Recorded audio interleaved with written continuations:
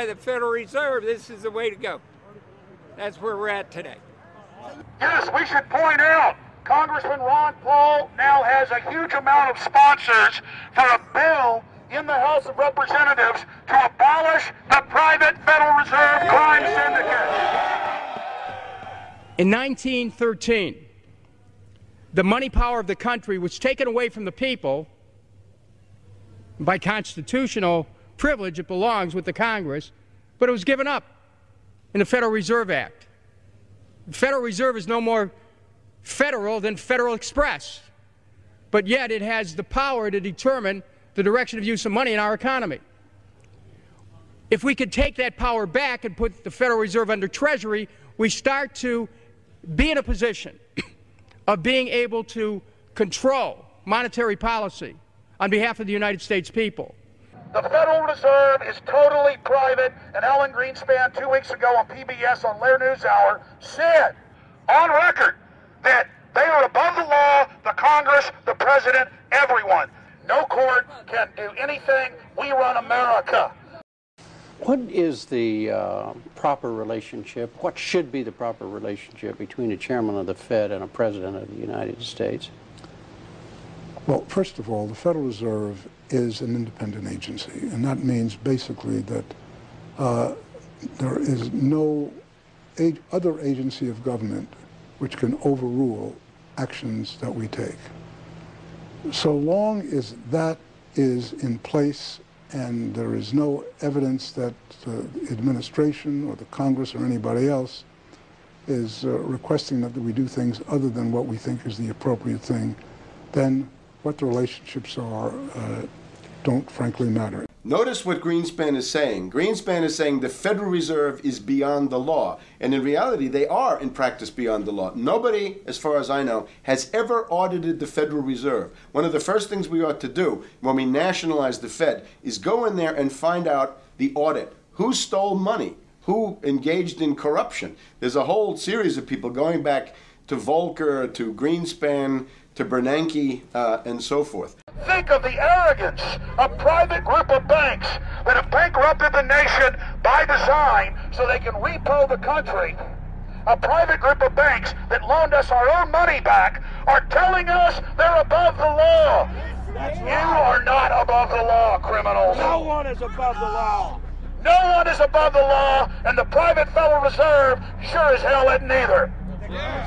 Since the founding of the Federal Reserve back under Woodrow Wilson, the Federal Reserve has struck out 3 times. They didn't stop the crash of 1929. They didn't stop the banking panic of 1932, 1933. And now they are the cause of the derivatives crisis because they're the ones who inflicted derivatives on the world with Alan Greenspan. Instead of our economy being about goods and services and real products and manufacturing, it's all about these guys, the private Federal Reserve that masquerades as a government entity who controls the issuance of currency and credit. They're the ones that have cut off the liquidity in the market. They told us have a debt-based economy. Then they cut it off once they get us under their thumb and implode the economy so they can consolidate it. And that's what they're doing right now. I mean, it's in their own documents, it's in their own statements. They claim, give us unlimited power, give us trillions of dollars of the Baker bailout bill that's already $5 trillion, not $850 billion as they say. And we'll get the economy going, but they're hoarding the money and buying up other banks that aren't part of the Federal Reserve, buying up insurance companies, buying up roads, infrastructures, media empires, defense contractors. What the banks do is they implode an economy by cutting off credit, and then once things really fall to a low, and they know the low because then they buy everything up and start then putting more money back into the economy, and then they build it back up. So they build us up and then shear us, build us up and shear us. And they're getting ready. All over the world, they're always shearing some country, imploding it. Comes out in their own IMF and World Bank documents. That's just the foreign arm of the same cartel. And these are the people who claim to be the saviors of the economy, the people who have created every important crisis in the past 100 years, the Federal Reserve. So it's illegal, it's unconstitutional, and it's a failure. And I think the failure is what everybody can see right now. Yeah, what they do is they make you think Clinton's evil in running things. Then, oh, Bush will save us. And then, oh, Bush was evil. Now we'll be saved by Barack Obama, but he's just a puppet. But as we get deeper into this phase, when they implode the economy, they have all the money and all the control. But they also like to pose as the savior. So Obama is meant to be the savior during the Depression, and he'll save us with a 1 million person, he said, is bigger than our military, domestic spy force, a 3 million person environmental spy force. So giving people these jobs to be government bureaucrats and spies to go out and manage the other 290-something million Americans.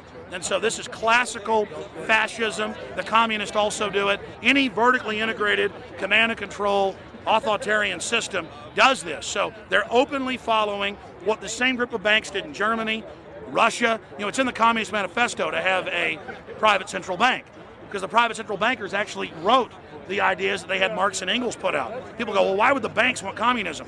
It doesn't exist. They rape us, they consolidate us, they put us into work brigades, they make us slaves, and they say it's a people's paradise.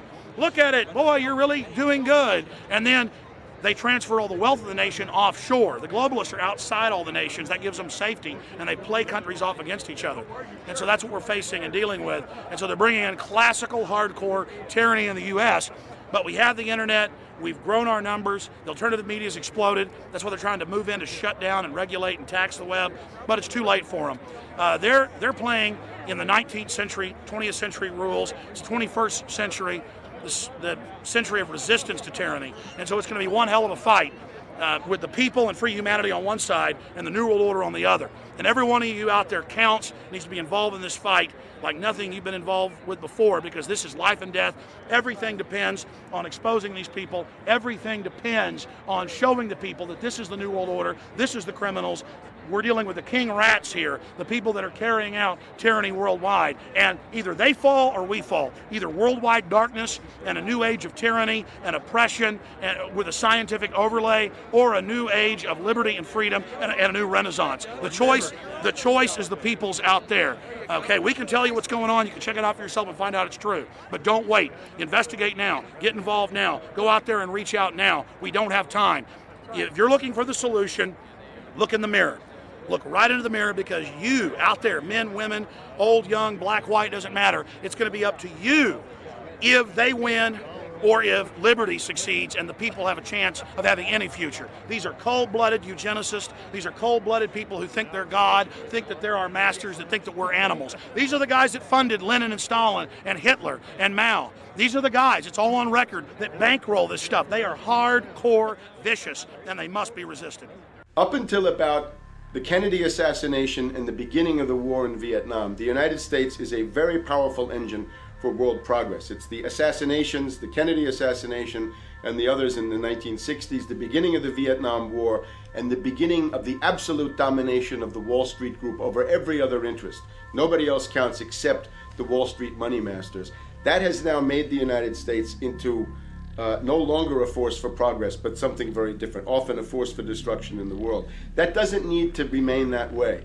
The interest of the American people is to fight to take your government back from Wall Street and make the United States a force for progress in the world, which we easily could do if we could just break the power of the people behind Obama. The main banks of Europe, which were started by Adam Weishaupt and Rothschild, the Banque Nationale de Paris, the Bank of England, the Bank of Italy, have all financed the messianic and war leaders of the last 200 years. Napoleon, Lenin, Stalin. They backed Adolf Hitler. They backed Franklin Delano Roosevelt. And they are backing right now Barack Obama. The banking cartel had established a beachhead in 1913 through the Federal Reserve Act. In 1947, they set up a parallel shadow government through the National Security Act.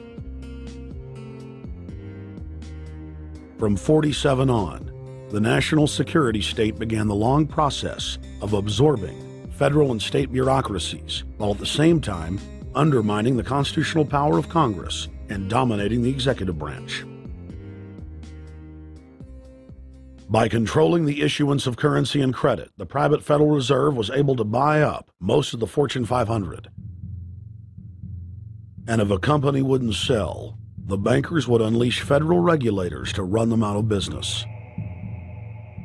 Private central banks in Europe, the United States, and England took taxpayer money and loaned it at over 30% interest to third world nations.